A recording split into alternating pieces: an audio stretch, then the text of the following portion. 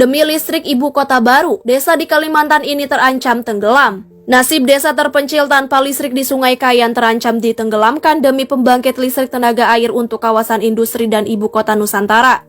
Padahal selama lebih dari 1 abad 2 desa tertua di hulu Sungai Kayan Kabupaten Bulungan, Kalimantan Utara, yakni Desa Long Peleban dan Long Lejuh nyaris tidak tersentuh pembangunan. Dalam beberapa tahun ke depan desa tanpa listrik ini terancam ditenggelamkan, lalu menjelma menjadi PLTA terbesar di Asia Tenggara, mengaliri kawasan industri hijau Indonesia dan ibu kota Nusantara. Ketika desa-desa lain di sepanjang Sungai Kayan terus berkembang, desa ini justru belum bisa menikmati aliran listrik dan tidak terjangkau jaringan telekomunikasi.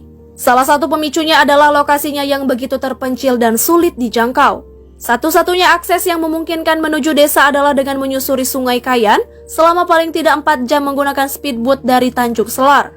Perjalanan menjadi lebih berbahaya ketika cuaca sedang buruk dan arus sungai sedang deras. Ditambah lagi ada jeram di sebagian titik-titik di Sungai Kayan. Masyarakat pernah mengajukan agar di desa mereka dibangun pembangkit listrik tenaga air berskala mikro. Namun permohonan itu tidak kunjung terwujud.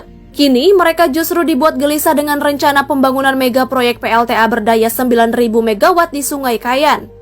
Tujuan dari proyek itu bukan untuk menyediakan listrik bagi warga, melainkan untuk mengaliri proyek kawasan industri hijau Indonesia yang digadang-gadang pemerintah akan menjadi kawasan industri hijau terbesar di dunia. Selain itu, Presiden Joko Widodo juga pernah menyatakan bahwa PLTA Kayan akan menjadi sumber energi bersih bagi ibu kota Nusantara. Meski peneliti dari Tren Asia Zaki Amali menilai itu tidak realistis karena jaraknya yang jauh dengan IKN akan membutuhkan transmisi berbiaya mahal. Di tengah ambisi pemerintah itu, masyarakat desa Long Peleban akan menjadi pihak yang akan paling berkorban. Mereka akan kehilangan desa mereka, yang berarti juga kehilangan sumber-sumber penghidupan, peninggalan nenek moyang, serta tradisi bermasyarakat. Para pakar dan pegiat lingkungan pun telah mengingatkan dampak sosial dan lingkungan yang luas dari proyek hijau ini. Setelah wacana pembangunan PLTA Kayan muncul belasan tahun, PT Kayan Hidroenergi yang akan menggarap proyek ini memastikan bahwa desa Long Peleban dan Long Lejuh akan ditenggelamkan. Akan ada 5 bendungan yang dibangun setinggi hingga 125 meter. Dan bendungan pertama yang dibangun berada di sekitar wilayah kedua desa ini. Direktur Operasional PT KHE Kaironi mengklaim pada dasarnya masyarakat setuju untuk direlokasi. Namun, seorang warga Lawing serta sejumlah warga lainnya mengaku khawatir dan keberatan soal rencana ini. Hanya saja mereka merasa tidak berdaya untuk menolaknya. Bagi Lawing, direlokasi sama seperti dicabut dari akar kehidupan mereka, lalu dipaksa tumbuh lagi dengan cara yang berbeda. Terlebih mayoritas warga desa Long Peleban adalah petani.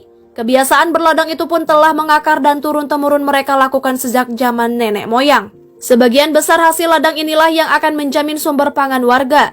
Sebagian kecil lainnya dijual untuk membeli gula, minyak, kopi, atau bahan-bahan yang tidak bisa mereka hasilkan sendiri. Sayangnya dengan proyek PLTA ladang dan hutan di sekitar mereka juga akan ikut tenggelam.